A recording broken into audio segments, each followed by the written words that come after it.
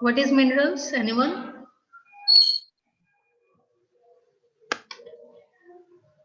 What is mineral?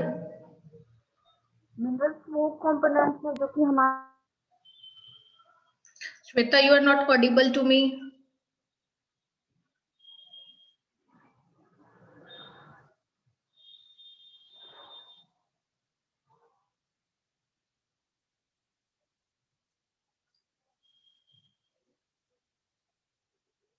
Any other? What is mineral?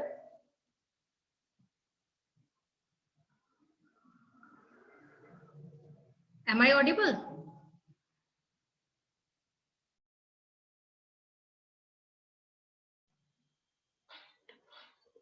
Am I audible? Yes, ma'am. What is mineral? Pankaja, what is mineral? Minerals are the inorganic substance which are needed by our body in a very little amount, and they are mainly present in soils and rocks. But we take the sources from the plant or animal sources, Okay, very and good. they are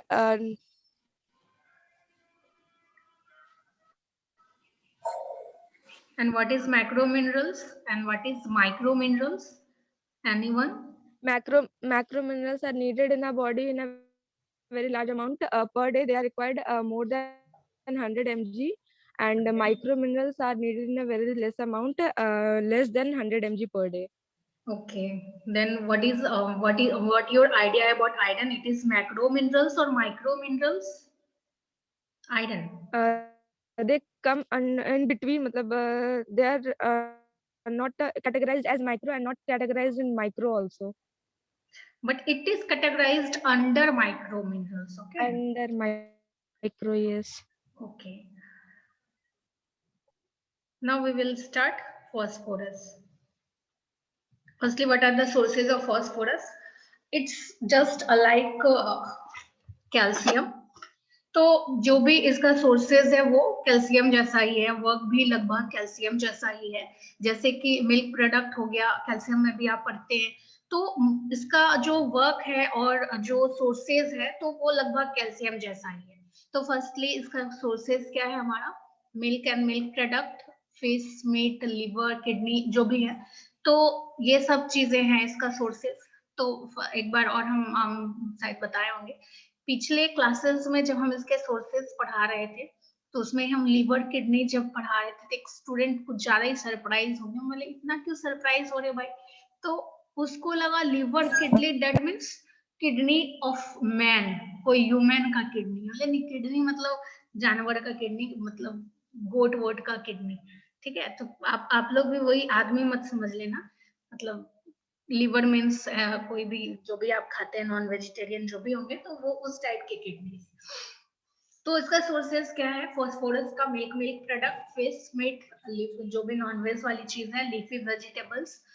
उसके बाद अब एब्जॉर्प्शंस की बात है, तो अभी इससे पहले भी जब हम कैल्शियम पढ़ा रहे थे तो वहां पे भी हम बताएं कि मोस्टली जितने भी हमारा एब्जॉर्प्शन है वो कहाँ पे हो रहा था? Small intestine. स्मॉल इंटेस्टाइन में, और इसमें दिया हुआ है कि second part of small intestine में हो रहा है, माइल जेजुनम में इसका एब्जॉर्प्शन हो रहा है। उसके बाद ये हमारा पोर्टल सर्कुलेशन के थ्रू ब्लड स्ट्रीम में पहुंचता है। एक्सक्रीशन का जब हम बात करेंगे तो इसका मोस्टली एक्सक्रीशन यूरिनेशंस के द्वारा होता है। अब फंक्शंस में है तो हम जैसे पढ़ ले कि ये इसका जो भी काम है वो अलाइक है कैल्शियम का, तो इसका भी कैल्शियम का मोस्टली क्या काम था? क्या काम था कैल्शियम का? Formation in bone and teeth. हाँ, वो मेन फंक्शंस कैल्शियम का वही था कि कैल्सिफिकेशंस कर रहा था बोन का, और भी मसल कंस्ट्रक्शन सभी था, टीथ का फॉर्मेशंस कर रहा था। तो यहाँ पे भी इसमें सेम चीज है कि यहाँ पे भी क्या है कि टीथ और बोन्स का ग्रोथ और डेवलपमेंट फॉर्मेशंस में ये हेल्प कर रहा था। अपार्ट इसके क्या काम कर रहा है? फॉस्फोलिपिड्स का फॉर्मेशंस में काम कर रहा है, न्यूक्लिक एसिड का फॉर्मेशंस में काम कर रहा है। लिपिड चैप्टर में आप पढ़े थे, कि अगर कोई फॉस्फोर उसका जो हम क्लासिफिकेशंस पढ़ रहे थे तो उसमें पढ़ रहे थे कि लिपिड्स में अगर फॉस्फोरस जो जैसा लिपिड्स रहता है, जो चीज उसका पार्ट लग जाता है वो नाम अकॉर्डिंगली हो जाता है।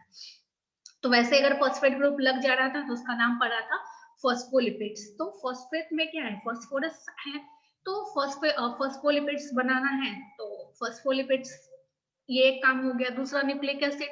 न्यूक्लिक एसिड क्या चीज का बना होता है, anyone? Amino acid. Nucleic acid amino acid का बनाता है। न्यूक्लिक एसिड मेनली क्या होता है कि न्यूक्लियोटाइड्स का बना होता है, और न्यूक्लियोटाइड्स का जो मोनोमर्स है वो है हमारा 5 कार्बन शुगर है, फॉस्फेट ग्रुप रहता है। राइबोस शुगर, हाँ, फॉस्फेट तो ग्रुप राइबोस और शुगर है या हाइड्रोजन डी, बॉन्ड। हाँ हाँ, बॉन्डिंग वो बॉन्डिंग अलग चीज है, बट मोनोमर्स इसका यही सब है, शुगर ग्रुप रहता है और फॉस्फेट ग्रुप रहता है। तो और कुछ बेसेस रहता है, नाइट्रोजीनियस बेसेस रहता है, ये 3 चीज का बना होता है। और बॉन्डिंग तो खैर कोई भी चीज बनेगा तो एक दूसरे से जुड़ने के लिए कोई ना कोई उसके साथ बॉन्डिंग लगना ही लगना है। तो न्यूक्लिक एसिड ये चीज का बना रहता है। तो हम शुगर और उसको अपार्ट कर दे, शुगर और नाइट्रोजीनियस बेस को हटा दे, तो क्या बचा हमारा फॉस्फेट। तो उसका एक कंपोनेंट फॉस्फेट भी है, फॉस्फोरस भी है। तो इसलिए इसका न्यूक्लिक एसिड बनाने में, चाहे फॉस्फोलिपिड्स बनाने में इसका वो काम है। उसके बाद जितने भी फॉस्फेट लगे हुए एंजाइम्स हैं, कोएंजाइम्स के रूप में जो भी चीज काम कर रहा है, चाहे वो NADP हो, ADP हो, ATP हो, AMP हो, वो सारा उसका वो भी फंक्शंस है कि जो भी चीज बना रहा है, चाहे वो फॉस्फोरस जिसमें भी ऐड हो तो वो उसका कोई एंजाइम्स बना रहा है। उसके बाद क्या है कि फॉस्फोराइलेशन रिएक्शन जितने भी हो रहे हैं, कोई भी चीज में जो भी फॉस्फोराइलेशन रिएक्शन हो रहे हैं, तो वो किसकी वजह से हो रहा है, तो यही इसका फंक्शन है। तो जैसे कि एग्जांपल ग्लाइकोलाइसिस में हम देखें या ग्लूकोनियोजेनेसिस में देखें, वहां पे डिफॉस्फोराइलेशन हो रहा था, फॉस्फेट ग्रुप निकल रहा था, और इसमें क्या हो रहा है, फॉस्फोराइलेशन हो रहा है। तो एब्जॉर्प्शन अगर ग्लूकोज का हो रहा है तो फॉस्फोराइलेशन के थ्रू हो रहा है। तो ये इसका फंक्शंस है। उसके अलावा एक मेन काम क्या है कि ब्लड बफर्स के रूप में ये काम करता है, कि मतलब ब्लड में एल्कोसिस या एल्कालिनिटी या फिर एसिडोसिस वो नहीं होने देता है, मतलब उसको फिक्स रखता है, रेसिस्ट करता है कि उसका पीएच जो है ब्लड का मेंटेन रहे। ओके, यहाँ तक में किसी को कोई प्रॉब्लम है?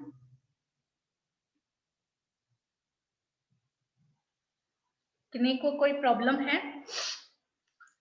फिर से हम पढ़ते हैं क्या फंक्शंस है इसका फॉस्फोरस का। फर्स्टली क्या है कि बोन एंड टीथ का फॉर्मेशंस और डेवलपमेंट्स में हेल्प करता है, फॉस्फोलिपिड्स बनाएगा, न्यूक्लिक एसिड बनाएगा। उसके बाद क्या है कि बहुत सारे एंजाइम्स को फॉर्म करता है, जैसे NADP है, ADP है, AMP है, मतलब जहां पे भी फॉस्फोरस रिलेटेड चीजें होंगी वो सारा ये काम फंक्शंस करेगा। ऑब्वियस सी बात है, ये फंक्शंस करेगा। उसके बाद डिफॉस्फोराइलेशन रिएक्शन रहे या फॉस्फोराइलेशन रिएक्शन रहे, वो सारा करेगा। उसके बाद क्या करता है, एक और मोस्ट इंपॉर्टेंट काम क्या है कि ये ब्लड बफर्स के रूप में काम करता है। Buffers, anyone buffers, what is buffer? किसी को पता है बफर क्या होता है? मैडम पीएच को मेंटेन रखता है, हाँ, पीएच को मेंटेन करता है। हाँ, बहुत अच्छा गौतम जी, मतलब वो पीएच को रेसिस्ट करता है बढ़ने से या घटने से, उसको एज इट इज रखता है। अगर हमारा ब्लड का पीएच नॉर्मली 7.4 या 7.2 के लगभग में है, मतलब न्यूट्रल में है, तो उसको बहुत ज्यादा एसिडिक नहीं होने देता है या उसको बहुत ज्यादा बेसिक नहीं होने देता है, नॉर्मल रखता है उसको। तो ये सब काम है हमारा फॉस्फोरस का। बाकी सोर्सेस तो आपको याद करना है। एब्जॉर्प्शंस हमेशा स्मॉल इंटेस्टाइन में होगा। एक्सक्रीशन, इसका एक्सक्रीशन का 3-4 मेथड ही है हमारे पास। तो इसका मोस्टली एक्सप्रेशन यूरिनेशन के थ्रू होता है। उसके बाद फिर हम नेक्स्ट में आते हैं, अब डिसऑर्डर्स मेन इंपॉर्टेंट है। डिसऑर्डर्स तो कोई भी चीज बढ़ेगा या घटेगा तो डिसऑर्डर्स करेगा, ऑब्वियस सी बात है। तो जो फॉस्फोरस है वो हमारा, इसका जनरली हमारा जो रेंज है वो हमारा कितना रहता है, 2.5 mg/dl से 4.5 mg/dl। अब इससे ज्यादा हुआ या इससे कम हुआ तो क्या होगा कि बीमारी करेगा। ज्यादा हुआ तो हाइपर करेगा और कम हुआ तो हाइपो करेगा। तो जो हाइपर करता है, तो ज्यादा हो गया जितना नॉर्मल रेंज है हमारा, तो उसको हम लोग बोलते हैं हाइपर फॉस्फेटेमिया। और उसके बाद अगर लोअर हो गया तो उसको हम लोग बोलते हैं हाइपोफॉस्फेटेमिया, रेंज दिया हुआ है। तो अब जो हाइपर में है, तो हाइपर में मेनली क्या करता है, किडनी डिसऑर्डर्स करना स्टार्ट कर दिया। अगर बहुत ही ज्यादा फास्फोरस लेवल बढ़ गया आपके ब्लड में तो किडनी फेल्योर भी हो जाता है। अगर कम है तो उसको नॉर्मल नॉर्मल ही सिम्टम्स है, जैसे भूख नहीं लगना, वीकनेस होना, तो ये सब चीज हाइपो में है। बट हाइपर थोड़ा क्रिटिकल कंडीशन है, उसमें एलिवेटेड, जैसे ही आपका फास्फोरस लेवल आपके बॉडी में, आपके ब्लड लेवल में एलिवेटेड हो जाएगा, ज्यादा हो जाएगा, तो उस कंडीशन में क्या होती है कि किडनी पे बहुत ज्यादा जोर पड़ने लग जाता है और किडनी फेल्योर होने लग जाता है। उसके बाद है रिकेट्स। रिकेट्स आप इससे पहले कैल्शियम में पढ़ चुके हैं। रिकेट्स क्या होता है, rickets? Softening of bones in children's. हाँ, तो रिकेट्स होता है। दूसरा है ऑस्टियोमलेशिया, तो ये भी जनरली सॉफ्टनिंग ऑफ बोन्स ही होता है। और ये क्यों होगा, क्योंकि इसमें जरूरी नहीं कि ऑस्टियोमलेशिया से फास्फोरस के कारण ही होता है, ये कैल्शियम के कारण भी हो सकता है, विटामिन डी के कारण भी हो सकता है, या कैल्शियम को फिर से रीअब्सॉर्ब नहीं कर पा रहा हो तो इस वजह से भी हो सकता है।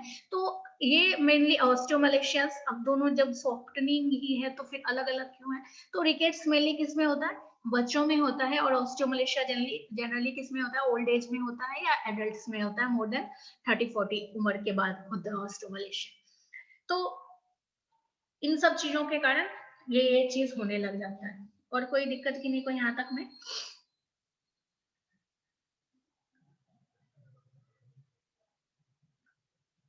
यहाँ तक में किन्हीं को कोई प्रॉब्लम है फास्फोरस में? Any doubt?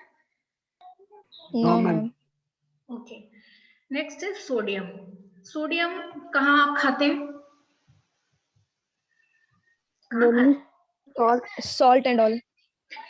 मेनली सॉल्ट में। सॉल्ट हमारा क्या चीज का बना है? कैल्शियम क्लोराइड और sorry not NaCl. Calcium, NaCl। Sodium हाँ, chloride. Sodium chloride. NaCl. तो उसमें जो सोडियम पार्ट है NaCl है, तो यही उसका जो हाफ पार्ट है वो सोडियम ही है। 1 मिनट। तो अब उसका सोर्सेस क्या है? तो कोई भी कुक्ड फूड बना रहे हैं, जनरली हम क्या करते हैं, नमक डाल देते हैं, तो कुक्ड फूड है, सॉल्टेड फूड है, ब्रेड, चीज, इस टाइप के चीज है। उसके अलावा जब हम वेजिटेबल्स में जा रहे हैं तो कैरेट है, कॉलीफ्लावर है, एग है, लेग्यूम्स है, मिल्क है, रेडिश है। लेग्यूम्स क्या होता है? Dal. क्या होता है? Pulses ma'am. हाँ, लेग्यूम्स मतलब उस दलहन वाली चीजें होती है लेग्यूम्स। तो उस सब चीजों में हमारा क्या है, सोडियम है। तो अब इसका रिक्वायरमेंट्स कितना है हमारा? तो नॉर्मल हेल्दी आदमी के लिए कितना है, 5 से 15 ग्राम पर डे। और जो हाइपरटेंशन है जिनको, उनको 1 ग्राम पर डे। जो लोग को हाइपरटेंशन होता है, हाई ब्लड प्रेशर, तो उनको क्या होते हैं, उनको डॉक्टर रिकमेंड करते हैं कि आप नमक कम खाइए। तो उनके लिए 1 ग्राम पर डे क्यों करते हैं, किनको पता है? ब्लड प्रेशर हाई ना हो। हाई तो उनका पहले से ही है ना, तो क्यों करते हैं? क्योंकि उनमें क्या होता है ना कि वो ये क्या करता है कि नैरो करने लग जाता है आर्टरीज को। नैरो बहुत ज्यादा अगर मात्रा में खाने लग आर्टरी में, जाएंगे यस तो मैम, हाँ, वो यस नैरो यस, करने लग जाता है। जैसे नैरो होगा कोई भी चीज, ब्लॉकेज नैरो हो जाता है। ब्लॉकेज तो नहीं करता, वो नैरो करना स्टार्ट कर देता है। जैसे आप नेरो करके तो ब्लॉकेज होता है ना मैम, नेरो होते होते। अरे पूरा ब्लॉकेज नहीं करेगा, पूरा ब्लॉकेज कर देगा तो फिर ब्लड कैसे जाएगा? अब मेरी बात समझिए, ठीक है? हम एक एग्जांपल दे रहे हैं। आप गार्डनिंग कर रहे हैं, ठीक है? पूरा एक छोटा सा गार्डन है, आप वहां पे गार्डनिंग कर रहे हैं। तो वहां पे जब आप गार्डनिंग कर रहे हैं तो क्या करेंगे? जो भी चीज गार्डनिंग में करेंगे तो मोस्ट इंपोर्टेंट क्या है, वाटर देना, पानी देना। तो आप जो पानी दे रहे हैं तो आप क्या करते हैं कि कभी कभी दूध देना होता है तो आप क्या करते हैं, प्रेशर लगाते हैं। पाइप, मान लीजिए इतना बड़ा पाइप है, जो भी पाइप आपका रहा होगा वो पाइप है, उसको क्या करते हैं आप, जैसे ही प्रेस करते हैं तो क्या होगा, उसका क्या होगा? प्रेशर बढ़ जाता पानी है। बहुत प्रेशर तो स्पीडली बढ़ता है और स्पीडली उस फ्लो। हाँ, हाँ, प्रेशर तो बहुत तेजी के साथ बढ़ा, लेकिन उसके साथ क्या हुआ, वो जो गोल पाइप है वो चपटा हो गया, वो कम हो गया। जैसे उसको कम जगह मिला, वो क्या किया, तेजी के साथ जाने लगा। सेम चीज यहाँ पे भी हमारे आर्टरी में ही होता है कि वो जैसे नैरो करने लग गया तो क्या हुआ कि हार्ट अपना काम बढ़ा दिया, वो बहुत तेजी के साथ, बहुत ही प्रेशर के साथ जो है ब्लड पंप करने लग गया, ताकि जो दूसरा जगह पे जहाँ ऑक्सीजन पहुंचना है वहां पे आराम से ऑक्सीजन पहुंच सके। तो बहुत तेजी के साथ धक्का मारने लग जाता है। तो यही तेजी के साथ जो ब्लड फ्लो होता है उसको ही हम लोग हाइपरटेंशन बोलते हैं। तो इसलिए हाइपरटेंशन की कैटेगरी में क्या है कि ऑलरेडी पहले से उतना तेज हो रहा है, अगर नमक ज्यादा खाएंगे तो वो प्रेशर और बढ़ने लग जाएगा। तो इसीलिए हम लोग क्या करते हैं, डॉक्टर जनरली रिकमेंड करते हैं कि जो हाइपरटेंशन वाले पेशेंट है उनको NaCl कम देना चाहिए। हालांकि अभी बहुत सारे जो पीएचडी कर रहे हैं वो इसके ऊपर ही पीएचडी कर रहे हैं कि वैसा कोई तालमेल है या नहीं है, सही में है। ऐसे बहुत सारे जर्नल्स पब्लिश्ड भी हुए हैं कि जैसे सोडियम के इंटेक से कोई फर्क नहीं पड़ता हाइपरटेंशन में। अब वो बाइज्ड है या अनबाइज्ड है वो पता नहीं, बट मैंने अभी बहुत सारा जर्नल्स पढ़ा है जिसमें ये था कि सोडियम का कोई इफेक्ट नहीं है मतलब हाइपरटेंशन में। तो अभी अगर जनरल पब्लिश्ड है तो इसका मतलब है कि वो कहीं ना कहीं वर्क किया होगा, कहीं ना कहीं वो चीज देखा होगा। बट मोस्टली क्या होता है कि जितने लोग भी काम करते जिनको हैं, हाइपोटेंशन होता है मैम, उनको तो हम लोग NaCl का ही घोल देते हैं ना।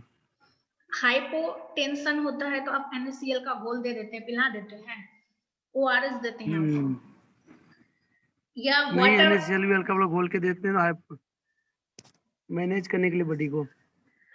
इलेक्ट्रोलाइट्स की कमी होती है तब आप देते हैं। ऐसा नहीं है कि उसका ब्लड प्रेशर कम हुआ तो आप घोल पिला दिए, वो बेहोश हुआ तो आपको जरूरी नहीं कि उसका ब्लड प्रेशर कम हो जाए। उसके बॉडी में इलेक्ट्रोलाइट्स की कमी है, डिहाइड्रेशन में गया होगा, तब आप उसको NaCl का घोल पिलाते हैं कि उसमें इलेक्ट्रोलाइट्स स्टोर हो जाए। इसीलिए तो अभी बहुत सारे रिसर्चर्स पे वर्क कर रहे हैं, बहुत ने पेपर पब्लिश भी कर दिया, बहुत लोगों ने जर्नल्स पब्लिश भी कर दिया है कि ये जरूरी नहीं है कि जो हमारा सोडियम है उसका ब्लड प्रेशर के साथ कुछ तालमेल है। बट अभी तक में हम यही पढ़ते हैं, तो आप भी वही पढ़िए। अभी रिसर्चर पे हमको बिल्कुल नहीं जाना है कि जो पेशेंट है हाइपरटेंशन का, उसको हम लोग कम नमक खिलाते हैं, कम सोडियम देते हैं, तो उनका जो डेली रिक्वायरमेंट्स है वो 1 ग्राम पर डे है, और नॉर्मल हेल्दी पर्सन का 5 से 15 ग्राम पर डे है। यहाँ तक में कोई दिक्कत की नहीं को? No, no ma'am. Ma'am. Okay. अब एब्जॉर्प्शन यहाँ पे भी क्या है, स्मॉल इंटेस्टाइन में है, इलियम में है, वहां वो कंप्लीटली एब्जॉर्ब हो जाता है। एक्सक्रीशन 5 ग्राम पर डे है। ये बोथ फिसेस के द्वारा भी है, यूरिनेशंस के द्वारा भी है, दोनों है।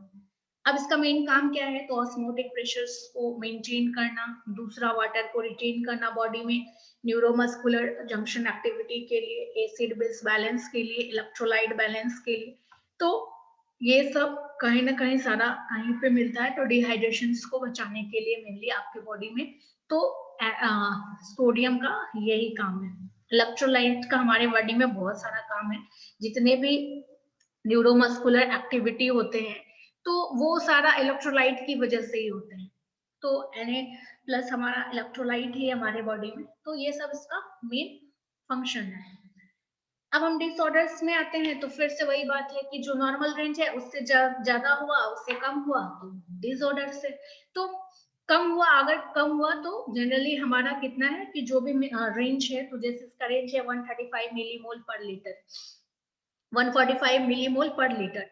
तो इतना हमारे लीटर पर लीटर ऑफ ब्लड में इतना होना चाहिए, सोडियम प्रेजेंट होना चाहिए। इससे जैसे कम हुआ या इससे ज्यादा हुआ इस रेंज से, तो बीमारियां होने लग जाएगी।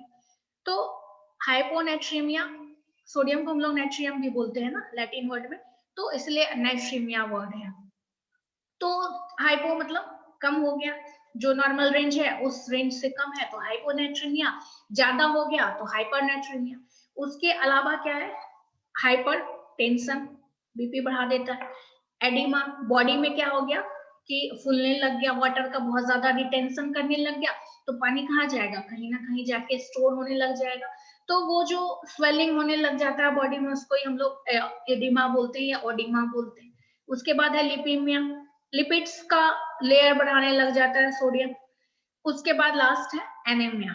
इसमें क्या होता है कि ब्लड की कमी करने लग जाता है, कोई एक रीजन की वजह से ये एनीमिया भी काउज करता है। डायरेक्टली नहीं काउज करता, इनडायरेक्टली ये एनीमिया भी काउज करता है। तो ये सब इसका डिसऑर्डर्स है। तो यहाँ तक में किन्हीं को कोई प्रॉब्लम है? No ma'am. उसके बाद है मैग्नीशियम। उसके बाद है मैग्नीशियम। तो मैग्नीशियम कहाँ रहता है? मेनली वेजिटेबल्स में, ग्रीन लीफी वेजिटेबल्स में। तो ग्रीन लीफी वेजिटेबल्स क्या हो सकता है बताइए? स्पिनच, हाँ, क्या होगा पूजा?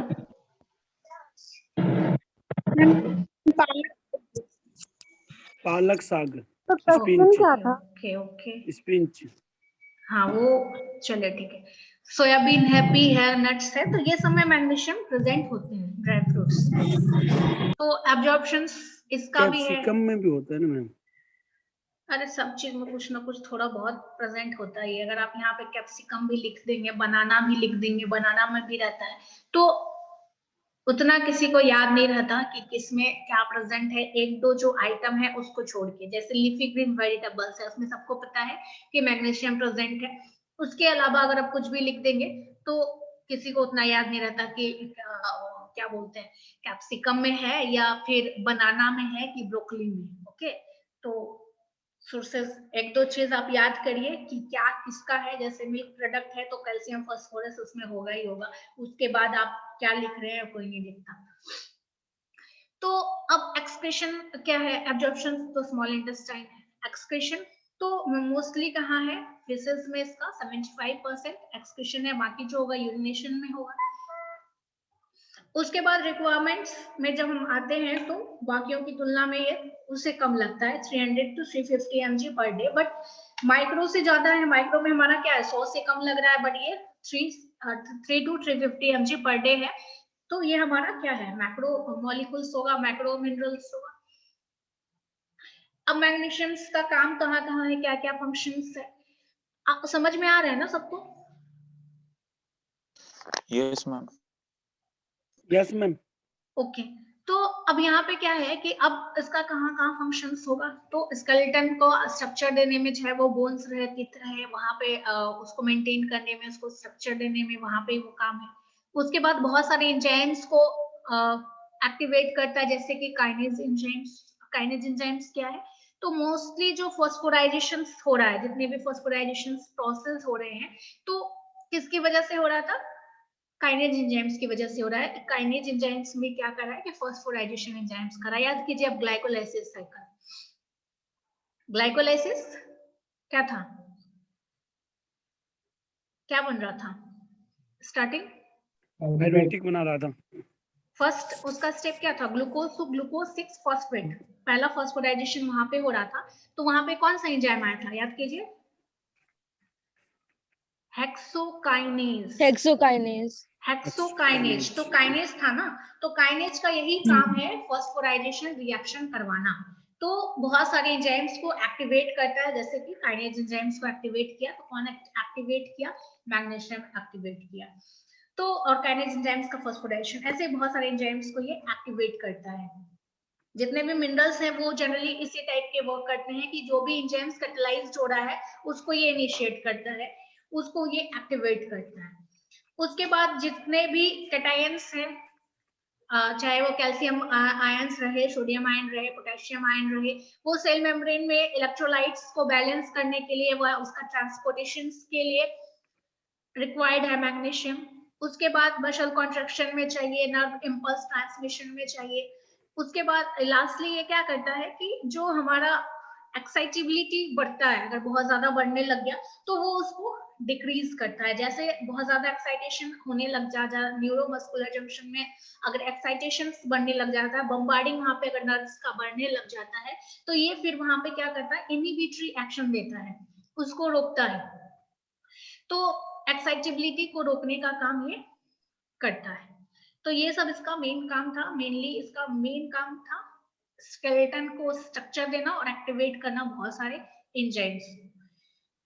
उसके बाद अगर हम डेफिशिएंसी में आते हैं तो, और दूसरी बात ये कि आपको एग्जाम में जो आता है वो मोस्ट इम्पोर्टेंट क्या क्या है, दो तीन चीज बहुत ज्यादा पूछा जाता है, वो है कैल्शियम, फास्फोरस, आयरन। ये चीज ज्यादा पूछा, और सोडियम भी, ये चार चीज बहुत ज्यादा पूछा जाता है। मैग्नीशियम ये सब सेकेंडरी है। तो अब डेफिशिएंसी डिसऑर्डर्स में आएंगे तो इसका भी क्या काम है? Muscle twitching. ट्विचिंग करना मतलब रखना, कल बताए थे। कन्वल्जन्स। उसके बाद कार्डिक एरिथमिया। कन्वल्जन्स में क्या होता है कि मेनली क्या होता है कि आदमी बेहोश होने लग जाता है, अचानक से बॉडी एक्टने लग जाता है और बेहोश होने लग जाता है। एंड कार्डिक एरिथमिया में क्या है कि इरेगुलर हार्ट बीट होने लग जाता है। मतलब आपका जनरली हार्ट बीट कितना रहता है heart beat? 72 beats per minute. Average मान के चलते हैं 72। ऐसे अगर 60 to 100. 60 to 100 मतलब एवरेज हम 72 लेके चलते हैं, बट नॉर्मली अगर जाएंगे तो हाँ। 60 से 100। तो अगर 100 उसका मैक्सिमम रेंज है और मिनिमम रेंज क्या है हमारा 60। अगर इस रेंज के बाहर है तो उसका मतलब है कि आप नॉर्मली हार्ट बीट कर रहा है 120-25।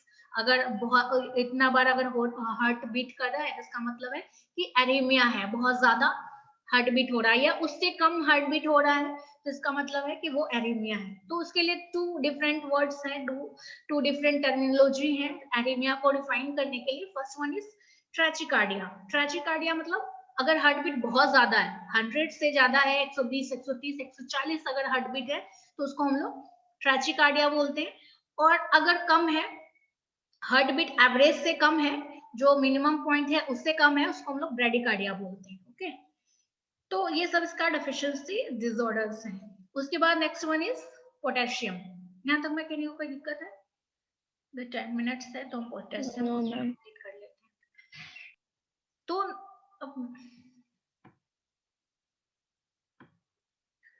तो अब पोटेशियम है तो पोटेशियम का भी सोर्सेस है, वेजिटेबल्स, फूड, नट, ड्रिंकिंग वाटर, वाटर में भी है, पानी पीते रहिए पोटेशियम मिलते रहेगा।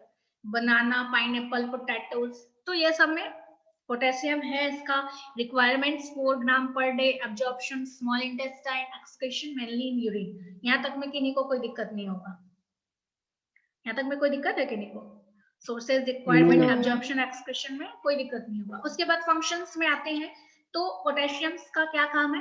एसिड बेस को बैलेंस करना, कार्डिक फंक्शंस को मेंटेन करना, कार्डिक हार्ट रिलेटेड फंक्शंस को मेंटेन करना, कोफैक्टर के रूप में काम करता है। कोफैक्टर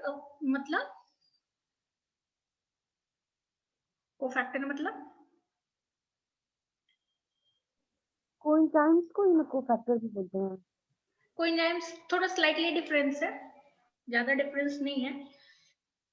को फैक्टर्स मतलब एंजाइम्स को कैटालाइज होने में मदद करता है।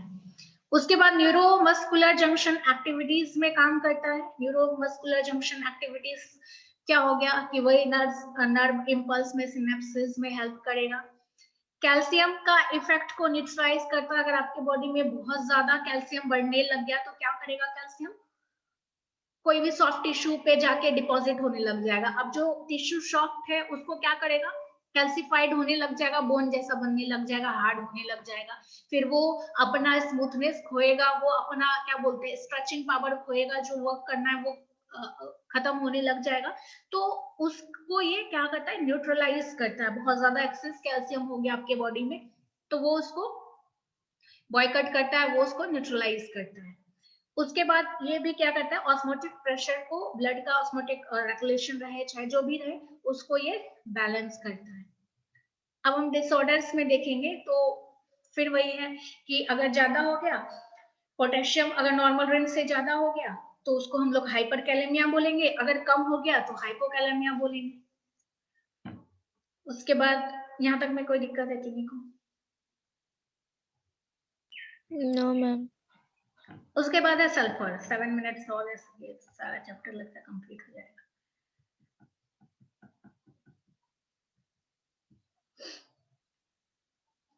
तो सल्फर है। सल्फर क्या होता है? सल्फर की कमी के कारण आपके बॉडी में कभी कभी क्या होता है कि कुछ स्किन रैशेस टाइप के डिजीज होने लग जाते हैं। अगर आप सल्फर खा लेंगे तो वो ठीक हो जाएगा। तो सल्फर तो हमारा सोर्सेज क्या है? वेजिटेबल्स है, animal source, nuts and fruits, ये सब सल्फर का सोर्सेज है। एब्जॉर्प्शन जैसे सबका है, स्मॉल इंटेस्टाइन। उसके बाद क्या है कि अब एक्सक्रीशन कहाँ हो रहा है? तो मोस्टली 80% क्या चीज में हो रहा है? यूरिन में हो रहा है। Urination. और इसका क्या है कि फॉर्म होके निकलता है, सल्फेट के फॉर्म में निकलता है यूरिनेशन में। एज इट इज सल्फर नहीं निकलता, सल्फेट के फॉर्म में निकलता है। उसके बाद अब इसका फंक्शंस क्या है? तो ये इंसुलिन में डिस्ट्रीब्यूटेड है, बाइल सॉल्ट में डिस्ट्रीब्यूटेड है। इंसुलिन का क्या यूज है? ग्लूकोज को कम करना। ग्लूकोज को मेटाबोलाइज करना, मेनली हमारे बॉडी में जो भी ग्लूकोज है उसको मेटाबोलाइज करना, ये काम इंसुलिन का है। बाइल सॉल्ट क्या करता है? ये bile Mainly juices, emulsification of fats हाँ, और फैट्स digestion के में help करता एमल्सिफिकेशन में जनरली काम करता है। तो ये क्या होता है कि इंसुलिन में और बाइल के फॉर्मेशंस में वहां पे डिस्ट्रीब्यूटेड रहता है, वहां पे उसको फॉर्मेशंस में हेल्प करता है। उसके बाद कॉन्ड्राइटिन और हेपेरिन में भी प्रेजेंट रहता है सल्फर। कॉन्ड्राइटिन क्या है?